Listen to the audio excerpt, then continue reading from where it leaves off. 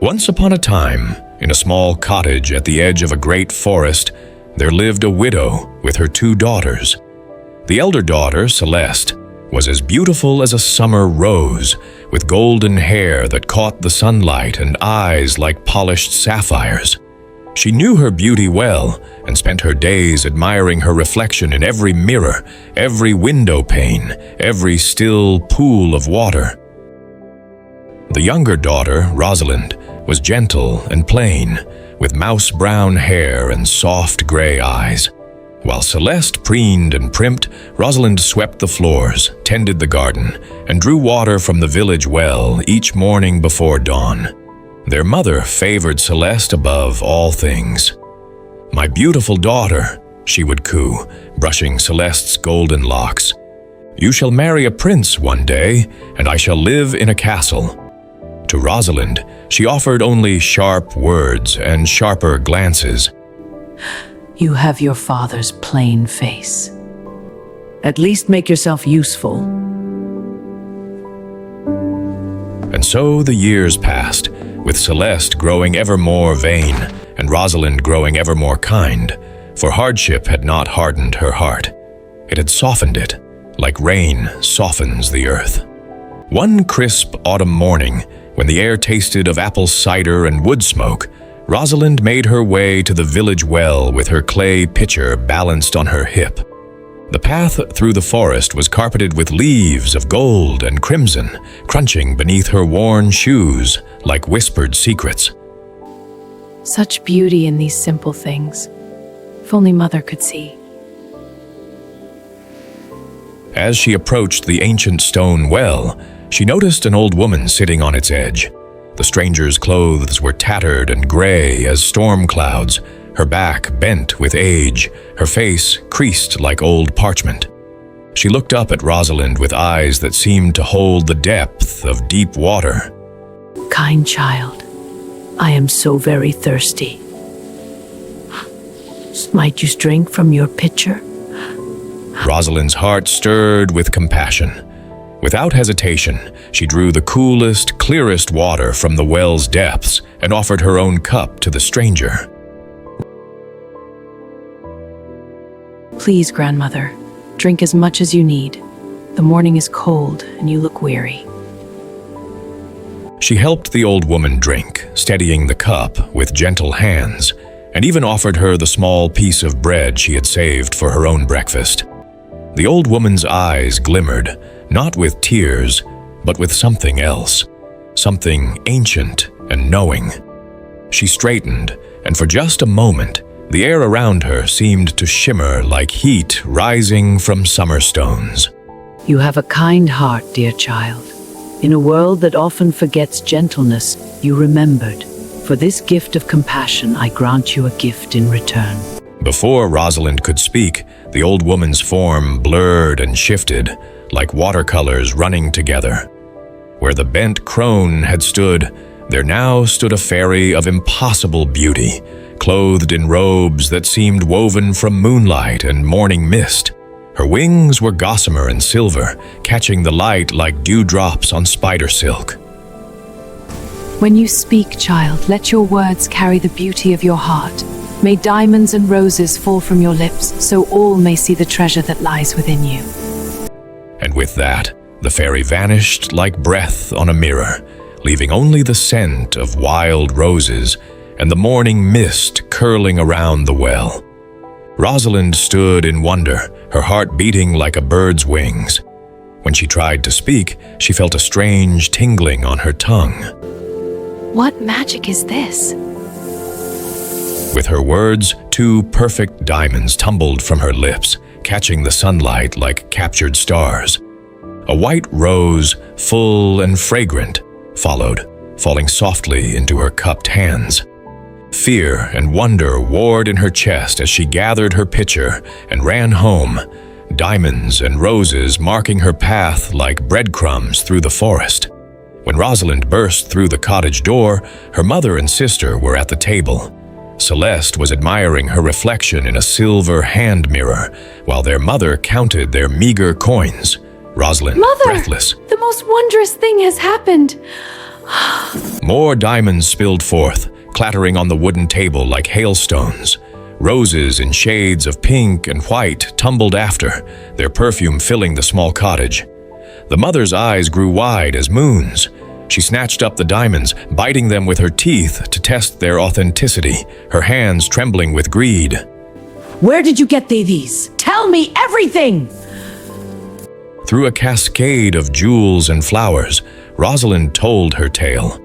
Her mother listened with growing fervor, her mind already calculating the fortune that could be gained. Celeste! Go to the well at once. Find this fairy and be kind to her, kinder than you've ever been. We shall be rich beyond measure. Celeste, who had been staring at her sister with a mixture of envy and contempt, tossed her golden hair and stood with a huff. I suppose I must, though I don't see why I should have to fetch water like a common servant. My beauty should be reward enough for any fairy. She took the finest silver pitcher from the shelf, one they had been saving for a special occasion, and set off toward the well, her silk skirts swishing with each impatient step. The forest path that had seemed magical to Rosalind felt merely tiresome to Celeste. She picked her way carefully, concerned only with keeping mud from her hem and avoiding branches that might catch her hair. At the well, she found a woman waiting, but not the old crone her sister had described. This was a lady of such elegance and grace that even Celeste felt a pang of envy. The woman wore robes of fine silk in shades of azure and silver, and her face was ageless and beautiful. Dear maiden, I am parched from my travels. Might you spare me a drink of water? But Celeste saw only someone better dressed than herself, someone who might outshine her beauty. Her vanity, always simmering beneath the surface, boiled over into rudeness. Do I look like a serving girl to you? Draw your own water. I didn't come here to wait on strangers. I came to receive a blessing for my beauty and grace, though I can see I'm already more beautiful than you, fine clothes or no. She turned away, examining her reflection in the silver pitcher, utterly unconcerned with the woman behind her. The fine lady's expression did not change, but the air grew cold. The birds stopped singing. Even the wind seemed to hold its breath. You came seeking a gift, vain child? Then a gift you shall receive. Since your words carry only cruelty and pride, may your speech reflect the ugliness of your heart. Celeste spun around, ready to deliver another cutting remark, but froze in horror. The fine lady had transformed, her true form revealed. The same fairy who had blessed Rosalind, but now her expression held disappointment rather than warmth. With each word you speak, may toads and serpents fall from your tongue, until you learn that true beauty lies not in the face, but in the grace with which we treat our fellow souls. No, you can't! A large toad plopped from her mouth, landing with a wet squelch on the ground. A small snake followed, hissing and wriggling away into the grass. Celeste clapped her hands over her mouth, her eyes wide with terror, and fled toward home, leaving the silver pitcher abandoned by the well. When she burst through the cottage door, her mother rushed forward.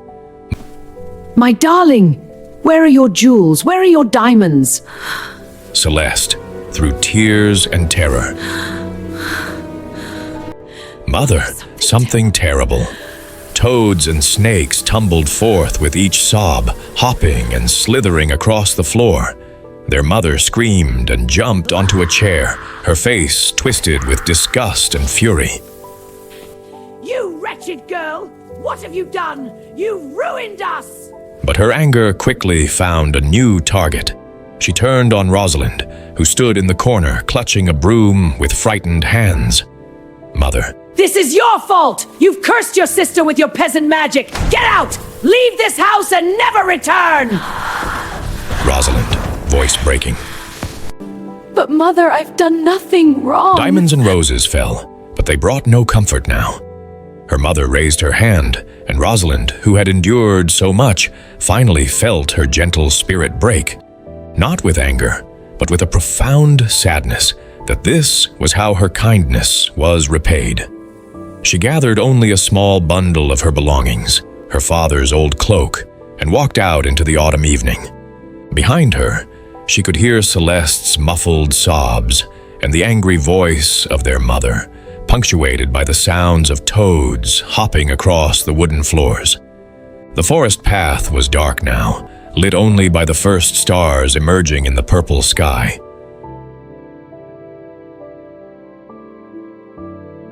Rosalind walked without direction, tears streaming down her cheeks, each one becoming a tiny diamond that she didn't bother to collect. She walked until she reached a clearing where a small stream babbled over smooth stones.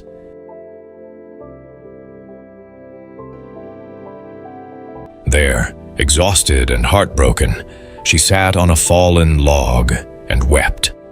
Rosalind, to the night sky, I tried to be kind. I tried to be good. Why does goodness bring such sorrow? Voice, gentle from the shadows. Because goodness is not its own reward in the moment, child. It is a seed that takes time to grow.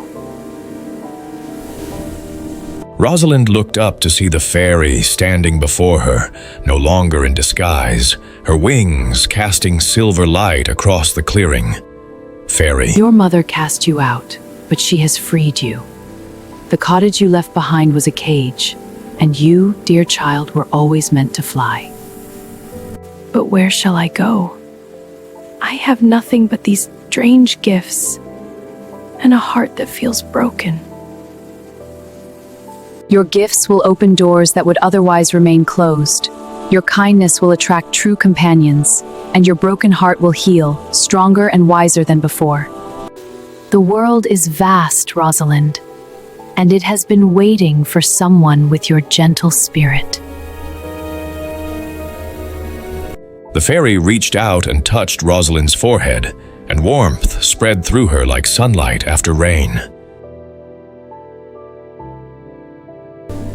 Walk toward the east, to the city beyond the great forest. There you will find your true home.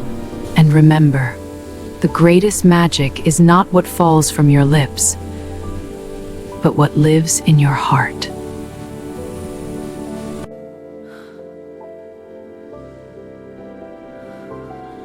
And so Rosalind walked eastward, through the autumn forest and into her new life. She found work in a great household, where her kindness and her gift made her famous throughout the land. A kind prince, who valued gentleness over beauty, heard of her and sought her out. When he met her, he fell in love not with the diamonds and roses, but with the woman who spoke them. With her compassion, her wisdom born from suffering, and her ability to find beauty even in hardship. They married in the spring, when the world was full of flowers that needed no magic to be beautiful. As for Celeste, the curse gradually taught her the lessons that vanity had obscured. Each toad and serpent was a mirror, showing her the ugliness of her words and actions. Slowly, painfully, she began to change. She learned to think before speaking, to consider others before herself. And though the curse never fully lifted, the toads and snakes came less frequently as her words grew kinder.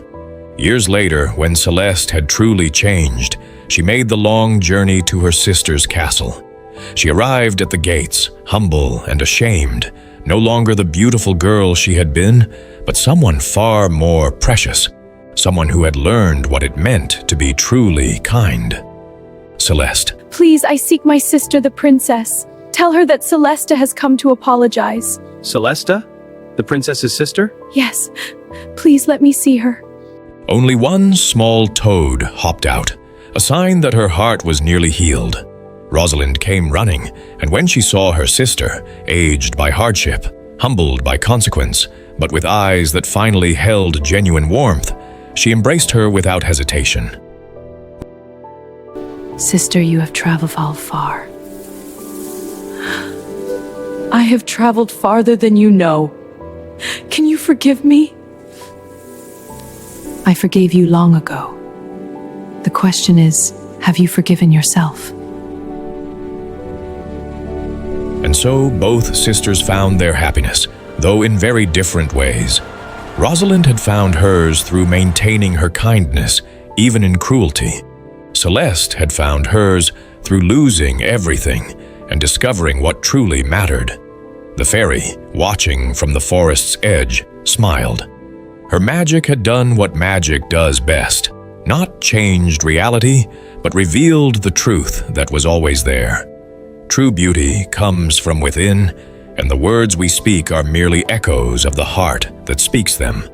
And they all lived, not without challenges or sorrows, but with wisdom, compassion, and the knowledge that how we treat the least among us defines who we truly are. May we all choose to speak diamonds of kindness rather than stones of cruelty. And may we remember that every person we meet might be carrying blessings we cannot see. The end.